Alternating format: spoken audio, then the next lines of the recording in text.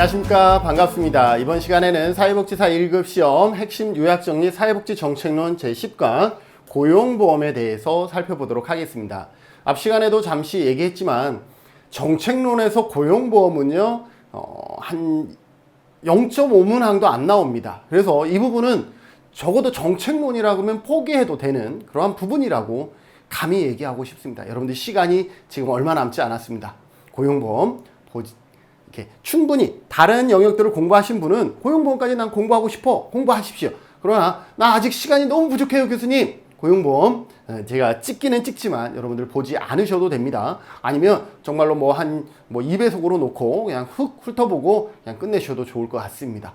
그리고 참고사항으로 제가 지금 이걸 촬영하면서 이쪽에서 지금 프리미어 저장을 하고 있어요. 영상 바로 9장 찍은 것을 한번 바로 저장을 하고 있는데요. 동시에 촬영하고 저장하면 이 저장하는데 이렇게 펜 소리가 너무 많이 나서 제 컴퓨터가요. 그래서 지금 잡음이 많이 들어가는지 아닌지 이걸 잘 모르겠어요. 여러분들 9장이랑 지금 10장의 이 앞부분 지금 여기 펜 소리 돌아가고 있거든요. 컴퓨터 프리미어 저장하면서 인코딩 하면서. 그래서 음질의 차이가 많이 나는지도 댓글로 한두 분 달아주시면 저장하면서 촬영해도 되겠구나, 저장하면서 촬영하면 안 되겠구나, 이런 것들을 한번 고민해 볼 필요가 있을 것 같습니다. 좁은 공간에 펜 소리가 큰 컴퓨터를 이용하다 보니까 지금까지는 저장하면서 안 찍었어요. 그러다 보니까 영상 하나를 찍고 편집하고 저장하고 이게 다 끝나야 또 하나를 찍을 수가 있어서, 그래서 같은 시간대에 두 가지 작업을 하지 못하니까 영상을 올리는데 시간이 많이 걸렸는데 오늘은 한번 해보려고 하고 있습니다. 그래서 지금 한 6분 정도 저장이 더 걸릴 거예요. 그럼 한 6분 동안은 이쪽에서 좀 윙 하는 소리가 들리는데 저는 많이 들리죠. 근데 이 핀 마이크에도 많이 들어가는지 그건 잘 모르겠어요. 그래서 여러분들 댓글로 간단하게 남겨주시면 좋을 것 같고요. 자, 시간 아깝습니다. 고용보험 바로 들어가도록 하겠습니다. 자, 고용보험은 실업한 근로자에게, 그죠? 실업한 근로자에게 실업급여를 지급하는 전통적인 의미의 실업보험에 고용안정과 직업능력 사업이 추가로 됐어요. 등의 적극적인 노동시장 정책을 결합한 사회보험이다. 그래서 시험에 어떻게 나오냐면 고용보험은 소극적 노동시장 정책과 적극적 노동시장 정책이 결합한 형태다. 이렇게 나올 수도 있어요. 자, 사후적 소극적인 노동시장 정책은 뭐냐면 우리가 많이 알고 있는 고용보험의 핵심인 실업보험이에요. 실업보험의 또 핵심은 구직보험이죠. 이러한 것이 소극적 노동시장 정책이에요. 반면에 적극적인 노동시장 정책, 사전적 적극적 사회보장, 적극적인 노동시장 정책은 고용안정사업과 직업능력 개발 사업이에요. 그러나 우리는 이쪽에 대한 관심은 많이 없죠. 고용보험 하면 실업보험, 실업하면 구직보험, 이것만 생각하고 있긴 하죠. 그래서 우리가 얘기하는 실업보험은 소극적 노동시장 정책에 해당하고요. 고용안정과 직업능력 개발 사업은 사전적, 예방적이죠. 그리고 적극적 사회보장, 노동시장 정책이다 라고 보시면 돼요. 그래서 소극적인 노동시장과 적극적인 노동시장 정책이 결합되어 있는 것이 뭐다? 고용보험이다 라고 보시면 되겠어요. 연역 상당히 많지만 1993년에 고용보험법이 제정되고 실시는 95년에 시행되었다라는 것 정도 기억해 두시면 되겠습니다. 고용보험의 적용 범위입니다. 이 법은 근로자를 사용하는 모든 사업 또는 사업장에 적용하고요. 산재와 동일하죠. 고용보험은 사업주와 근로자가 모두 보험 가입자가 된다. 산재는 누구만 보험 가입자였어요? 산재는 사업주만 보험 가입자였는데 고용은 근로자도예요. 그래서 사업주와 근로자가 모두 보험 가입자가 되고, 특히 근로자인 경우는 보험 가입자가 되는 동시에 누워도 돼요. 피보험자도 된다. 피보험자가 된다라는 것 기억해 두시고요. 적용 제외 사업장입니다. 적용 제외 사업장, 산재와 같이 연동해서 기억하시면 좋겠죠. 농업업, 임업, 어업 중 법인이 아닌 자가 상시 4명 이하, 4명, 산재는 5명 미만이라 그랬죠. 그러니 인원수로는 똑같은 거예요. 5명 미만 이퀄 4명이잖아요. 그래서 4명 이하, 5명 미만의 근로자를 사용하는 사업, 같은 개념이다. 건설업자가 아닌 자가 시공하는 총 공사금액이 2천만 원 미만. 건설업자는 상관이 적용 대상인데 건설업자가 아닌 자가 시공하는 총 공사 금액이 2천만 원 미만인 공사는 고용보험 적용 제외이고요. 연면적이 100제곱미터 이하인 건축물의 건축 또는 연면적이 200제곱미터 이하의 건물의 대수선, 그래서 200평방제곱미터 이하의 건물의 리모델링 같은 게 있죠. 이러한 것에 관한 공사의 경우는 적용 제외입니다. 그리고 가구 내 고용도 마찬가지 적용 제외다라고 보시면 되고요. 적용 제외 근로자도 있죠. 소정 근로시간이 1개월 60시간 미만인 사람. 산재는 이런 내용이 없었어요. 근데 고용은 뭐예요? 1월 한 달에 60시간 미만인 근로자는 고용보험에 가입하지 않아도 되는 겁니다. 적용 제외 근로자고요. 공무원, 사립학교 교직원, 별정, 우체국 직원도 적용 제외이면서 여기가 중요하죠. 60세 이후에 고용되었거나 자영업을 개시한 사람은 적용 제외입니다. 60세 이전에 고용이 되었어요. 64세에 고용돼서 67세에 이직을 했어요. 이런 경우도 적용 가능합니다. 그래서 실업급여를 받을 수가 있어요. 그러나 고용 자체가 65세 이후에 고용된 사람은 실업급여를 받을 수가 없어요. 사람에게는 실업급여 및 육아휴직급여 등을 적용하지 않는다라는 것 기억해 두시고요. 외국인 근로자에 대한 적용입니다. 외국인 근로자의 고용 등에 관한 법률에 적용을 받는 외국인 근로자에서는 이 법을 적용하고, 다만 실업급여 및 육아휴직급여 등은 고용노동부령으로 정하는 바에 따라서 신청이 있는 경우에만 한다. 기억해 두시오. 자, 19회 고용보험 제도의 보험가입자는 사업주와 근로자 모두 포함된다. 이게 뭐 별거 아닌 것 같은데도 시험에 나오죠? 뭐예요? 고용보험은 사업주와 근로자가 모두 보험가입자입니다. 그러나 산재는 누구만? 근로자는 아니고 산재는 사업주만 보험가입자가 된다라는 걸 기억해 두셔야 되겠지요. 자, 고용보험의 사업은 실업급여와 고용안정 및 직업능력 개발 사업으로 크게 나눕니다. 요거는 뭐예요? 소극적인 노동시장 정책이었고, 고용안정과 직업능력 개발은 적극적인 노동시장 정책이었잖아요. 그래서 근로자, 자, 실업급여는 세 가지로 또 쪼개집니다. 근로자 실직 시 실직자와 가정의 생활안정 및 구직활동을 지원하고 출산, 육아로 이직을 방지하는 거예요. 그래서 구직급여, 취업 촉진수당 등 여기 실업급여 등의 실업급여가, 그리고 출산 전후휴가나 육아휴직급여 등의 모성보호 지원, 이것을 뭐라 그래요? 실업급여라고 얘기를 합니다. 반면에 고용안정이나 직업능력 개발은 시험에는 자주 나오진 않지만 고용을 유지하거나 실직자를 채용하여 고용을 늘리는 사업주를 지원하는 거예요.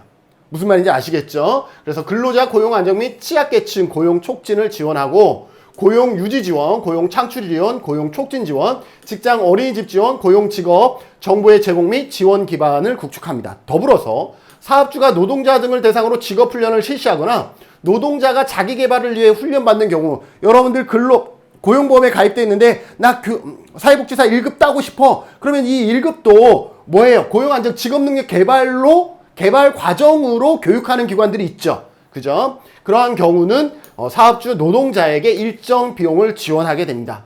그래서 사업주 훈련 지원, 노동자 및 실업자 훈련 지원 등이 여기에 고용안정 및 직업능력 개발 사업에 해당한다라는 것, 크게 두 가지, 소극적 노동시장과 적극적 노동시장으로 나누어진다라는 것이고요.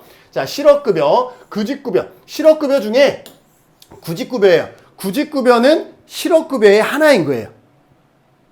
무슨 말인지 아시겠죠? 자, 그러면 구직급여를 살펴볼 거예요. 실업급여 사업 중에 구직급여를 살펴본다라는 거죠. 이직일 이전 18개월. 그러니까 1년 반 동안, 18개월 동안 피보험 단위 기간이 통상 얼마? 180일 이상이라 해야 돼요. 그런데 근로시간이 주 15시간 미만, 주 15시간 미만이면 원래 고용보험 가입하지 않아도 되잖아요. 주 15시간이면 월 60시간이 안 된다라는 거거든요.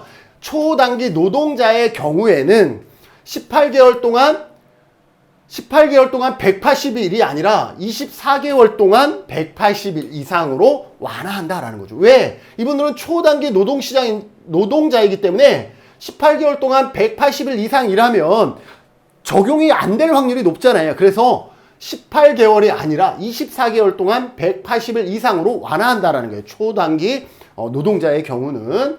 그 다음에 근로의 의사와 능력이 있음에도 불구하고 취업하지 못한 상태일 것이죠. 그 다음에 재취업을 위한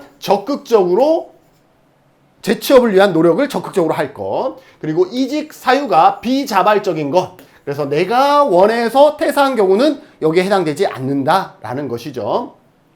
자, 실업급여, 구직급여의 수급 요건의 제한 사항입니다. 첫 번째, 중대한 귀책 사유로 해고된 경우에는 구직급여의 수급 요건을 제한하겠다라는 거죠. 어떤 경우냐? 직무와 관련된 법률을 위반하여 금고 이상의 형을 선고받았을 때는 구직급여 대상에서 제외하겠다라는 거죠. 사업에 막대한 지장을 초래하거나 재산상 손해를 끼친 경우도 제외하겠다. 정당한 사유 없이 근로계약 및 취업규칙 등을 위반하여 장기간 무단 결근한 경우도 제외하겠다. 그래서 무단 결근, 재산상 손해, 그리고 직무와 관련된 법률을 위반, 이런 경우는 뭐예요? 구직급여에서 제외 대상이다 라고 보시면 돼요. 그리고 자기 사정으로 이직한 피보험자도 구직급여 당연히 제외되겠죠. 왜? 이직 사유가 비자발적이라야 되기 때문에. 전직 또는 자영업을 하기 위해서 이직한 경우는 구직급여를 받을 수가 없습니다. 기책 사유가 있는 사람이 해고되지 아니한 사업주의 권고로 이직한 경우, 이미 기책 사유가 있어요. 있기 때문에 해고시켜야 됐어. 고용주가 해고시켜야 되는데 그냥 해고만 안 시킨 거예요. 그 사람의 명예를 위해서 해고만 시키지 아니하고 사업주의 권고로 이직을 했어. 그러면 이게 비자발적이냐? 그렇진 않다라는 거죠. 왜? 귀책 사유가 있었기 때문에 비자발적이라고 보기는 어렵다. 그래서 실업급여, 구직급여는 제한된다라고 보시면 됩니다. 15회 볼까요? 구직급여를 받기 위해서는 재취업을 위해서 적극적으로 노력해야 한다. 가장 기본적인 내용이고요. 6회, 구직급여를 지급받기 위해서는 직업안전기관에 신고해야 된다. 언제 이직이 발생하면 즉각적으로 가서 신고하는 것이 정당한 방법이다라고 보시면 돼요. 구직급여의 지급액은 얼마 주죠? 구직급여의 지급액은 여기에 보면 퇴직 전 평균 임금의 60%입니다. 평균 임금의 60%. 이게 바뀌었죠. 예전에는 평균 임금의 50%였는데 지금은 평균 임금의 60%로 바뀌었습니다. 그리고 구직급여 소정 일수, 연령, 퇴사 당시의 만 나이를 기준으로 해서 50세, 잘 안 보이나요? 50세 미만과 50세 이상 또는 장애인, 50세가 안 됐지만 장애가 있다. 그러면 밑에 것을 따르는 거죠. 여러분들이 구직급여, 실업 고용보험을 납입한 기간이 1년 미만일 때는 4개월입니다. 4개월. 둘 다 같아요. 그러나 내가 1에서 3년 동안 냈어. 그러면 몇 개월이에요? 5개월입니다. 5개월. 그죠? 3년 이상 5년 미만이야. 그럼 6개월. 5년에서 10년 동안 냈어. 그럼 7개월. 10년 이상이면 8개월. 그러니까 50세 미만인 사람은 최장 8개월이 맞고요. 그러나 구직급여 전체로 봤을 때에는 50세 이상 장애인인 경우는 1년에서 3년 내면 6개월, 7, 8, 9개월에서 최장 얼마? 270일을 받을 수가 있다. 이렇게 해야 정답이 되는 겁니다. 구직급여는 퇴직 다음 날로부터 12개월이 경과되면 안 나와요. 그렇기 때문에 나는 9개월 받을 건데 라고 했는데 한 5개월 있다 구직급여를 신청했어. 그럼 몇 달 못 받는 거예요. 1년이 지나버리기 때문에. 그래서 12개월이 경과하면 소정급여 일수가 남아있다 하더라도 더 이상 지급받을 수 없기 때문에 이직하면 바로 가서 신고하는 게 맞다라고 보시면 돼요. 실업의 신고일로부터 계산하기 시작하고요. 7일간은 대기기간이라 그래서 어때요? 구직급여를 지급하지 않습니다. 산재는 대기기간 3일 반드시 기억하라 그랬죠? 고용보험에서 구직급여는 대기기간이 7일이다 라는 것 기억해 두셔야 됩니다. 자, 12회 구직급여를 소정급여 일수는 보험가입기간과 연령에 따라서 120일에서 270일 그죠? 기간과 연령에 따라서 120일에서 270일까지이다. 맞습니다. 7회 구직급여의 대기기간은 7일이다. 반드시 기억하라 그랬죠? 구직급여의 대기기간은 7일입니다. 실업급여 사업에 구직급여 방금 했죠? 그 다음에 취업촉진수당과 연장급여가 있습니다. 취업촉진에는 조기 재취업, 직업능력 개발, 광역구직활동비, 이주비가 있고 연장급여에는 훈련연장, 개별연장, 특별연장이 있는데 이쪽에서 시험에 많이 나오진 않았어요. 그렇기 때문에 이런 게 있다 정도 기억하시면 될 것 같은데 그래도 한번 보죠. 취업촉진수당은 취업을 빨리 하면 좋잖아요. 그래서 취업을 촉진하기 위해서 이러한 제도들을 만들어낸 거예요. 실업자들이 좀 더 빨리 재취업할 수 있도록 유인하기 위한 성격이죠. 조기 재취업 수당은요. 여러분들이 아까 구직급여를 9개월 받을 거야. 그런데 나 2달 받았어. 2달 받았으면 7개월이 남아있잖아요. 그런데 다른 데서 와서 와서 일하래. 그러면 7개월 동안 난 구직급여를 받을 건데 그래서 7개월 후에 할게. 그러면 그 자리 놓칠 수도 있잖아요. 그러면 이 7개월이 남았음에도 불구하고 가서 일을 하게 되면 조기 재취업 수당을 받을 수가 있어요. 얼마를 받느냐? 남은 잔여 기간의 반을 받을 수가 있습니다. 재취업한 날의 전날을 기준으로 급여 일수의 반 이상 남기고 재취업한 경우에는 남은 기간의 반을 지급한다라는 거. 남은 기간의 반을 지급한다. 직업능력개발수당을 받은 경우 훈련을 받는 데 필요한 교통, 식비 등을 지원하고요. 광역구직활동부는 내가 구직활동을 하기 위해서 먼 곳에 가서 구직활동을 해야 돼.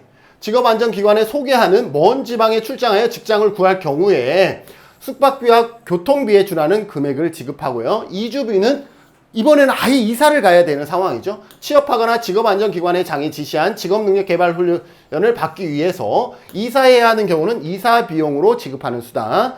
그래서 취업촉진수당에는 조기재취업, 직업능력, 광역구직, 이주비가 있다라고 보시면 됩니다. 그 다음에 연장급여, 훈련연장급여, 개별연장급여, 특별연장급여가 있는데 훈련연장급여는 그 시기 자체가 어떤 연령대나 경력 등을 고려하였을 때 재취업을 위한 직업능력개발훈련 등이 필요할 때 구직급여를 최대 2년간 연장시켜주는 것이죠.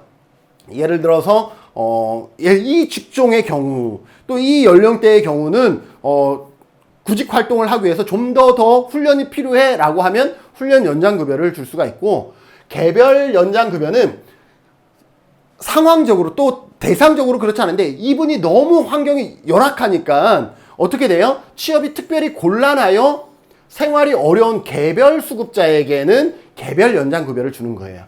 소정급여 일수를 최대한 60일 초과하여 연장 지급하는 경우고, 특별 연장 기간은 그 시기상 갑자기 어떤 재해가 발생하거나 이래서 재취업이 어려운 경우들이 있잖아요. 그러면 특별 연장급여를 지급하는 거죠. 실업급증, 대통령령이 정하는 사유가 발생한 경우 최대 60일을 연장하는 것이죠. 그래서 훈련 연장은 훈련을 받기 위해서, 재취업을 위해 직업능력 훈련 등을 받기 위해서이기 때문에 2년간 연장을 시켜주는데, 개별 연장이나 특별 연장은 2개월, 60일 범위 안에서 연장해준다라고 보시면 되겠죠.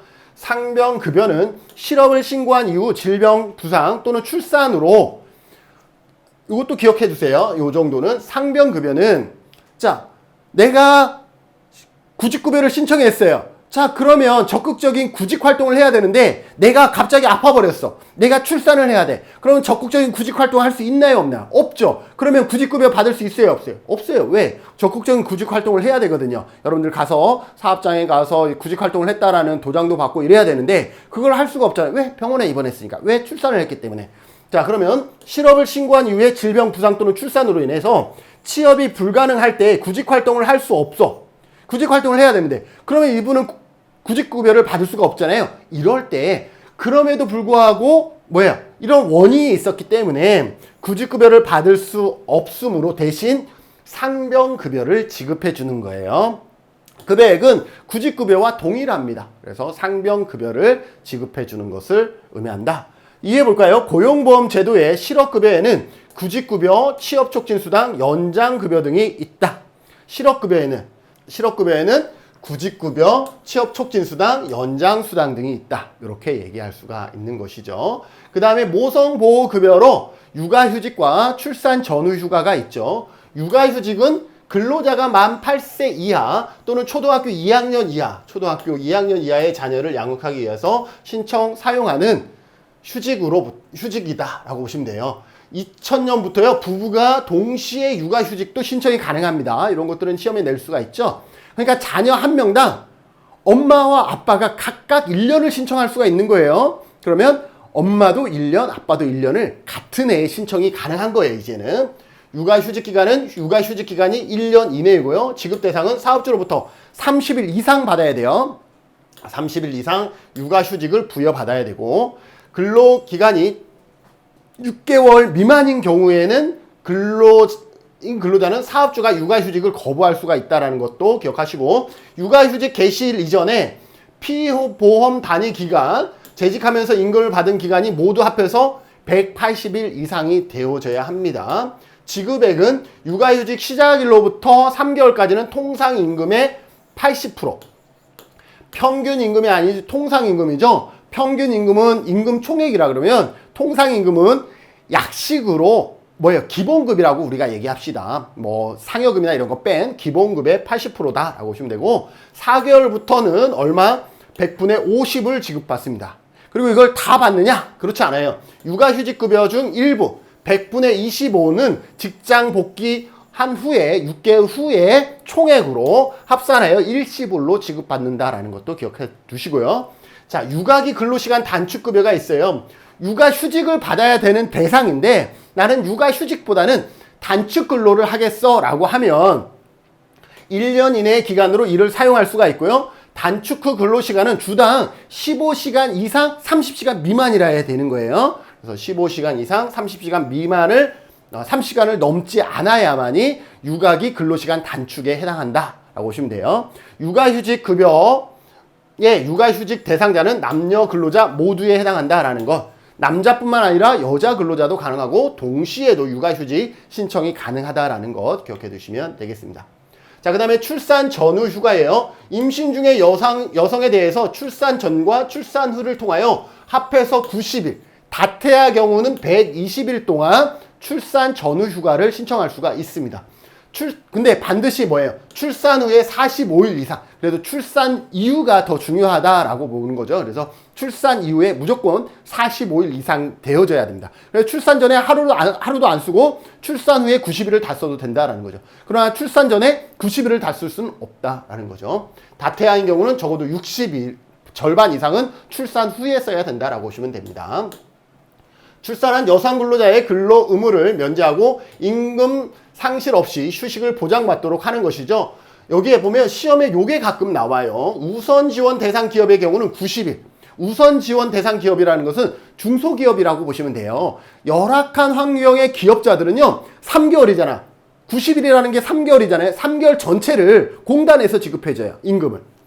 우선 지원 대상 기업의 경우는 90일, 다태아는 120일의 급여가 고용보험에서 지급이 됩니다. 그러면 우선 지원 대상 기업이 아닌 대기업은 어떠냐? 쉽게 얘기하면 대기업은 2달 동안은 자부담하면 기업에서 2달 동안은 내면 맨 끝에 한 달을 공단에서 주는 거예요. 한 달을 먼저 줘버리면 어떻게 되겠어요?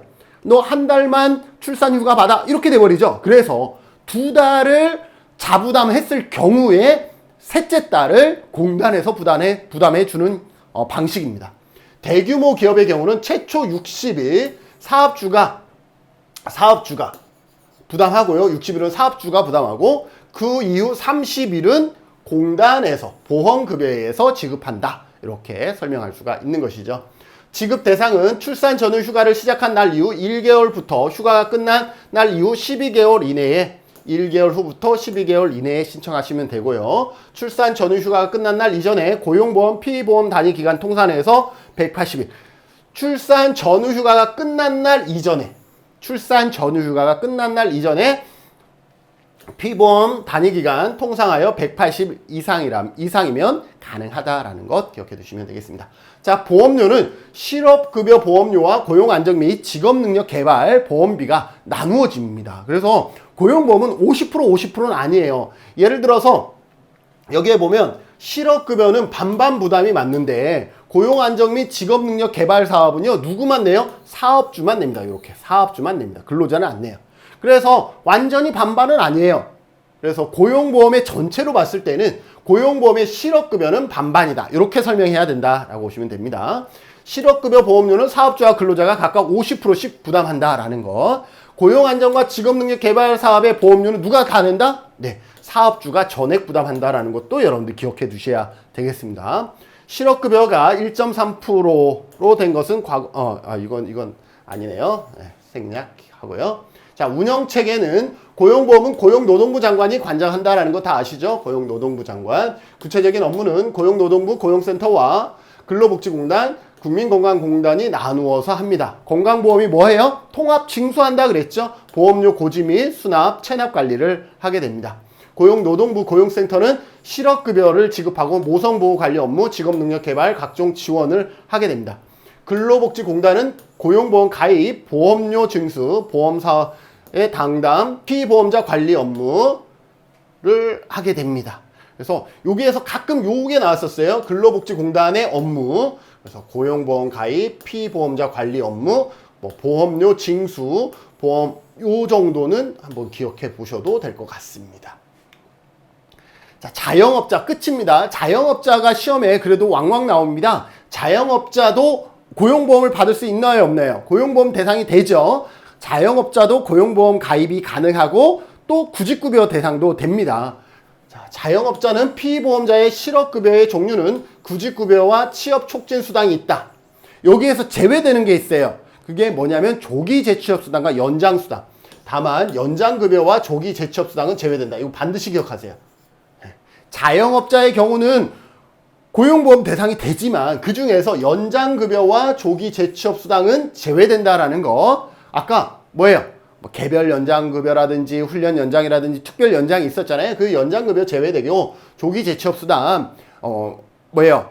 빨리 자녀 기간이 있는데도 불구하고 재취업하게 되면 남은 기간의 절반을 돌려받는 게 있었잖아요. 이것도 제외됩니다. 누구는 자영업자의 경우는 반드시 기억하세요. 구직급여 일액, 수급자격에 대한 구직급여 일액은 그 수급자격의 기초일액의 100분의 60. 이거는 일반 근로자와 똑같죠? 기초일액에 이 앞부분만 다른 것 뿐이지 100분의 60을 곱한 금액은 같기 때문에 어렵지 않습니다. 여기서 시험에 어떤 게 나와요? 이게 자주 나왔었고요. 그 다음에 15회 보면 자영업자의 구직급여는 120일까지 요것도 나왔었습니다. 자, 그러면 일반 근로자는 4개월부터 그죠? 4개월부터 몇 개월까지? 9개월까지. 그래서 3, 9, 27, 270일까지 받을 수가 있었죠? 그러나 자영업자는 얼마? 7개월까지밖에 못 받습니다. 7개월. 3, 7, 20일, 210일까지라는 것. 요 부분을 얘기합니다. 요것도 여러분들이 기억해 두시면 되겠습니다. 여러분들 뭐 여기까지 강의 들으신 분도 있고 제가 앞부분에 이 부분은 넘어가셔도 될 것 같다라고 얘기했기 때문에 듣지 않으신 분들도 있을 텐데요. 그건 여러분들의 선택이고 강의 여기서 마치고 다만 11장은 꼭 반드시 들어주시면 좋을 것 같습니다. 제가 강의 촬영하는 전제 하에서요. 여러분들 끝까지 며칠 안 남았습니다. 이제 한 주도 남지 않았어요. 남은 시간 화이팅 하셔서 끝까지 여러분들 포기하지 않고 좋은 점수로 기쁘게 1월 23일 맞이하기를 바라면서 오늘 강의 여기서 마치도록 하겠습니다. 수고하셨습니다.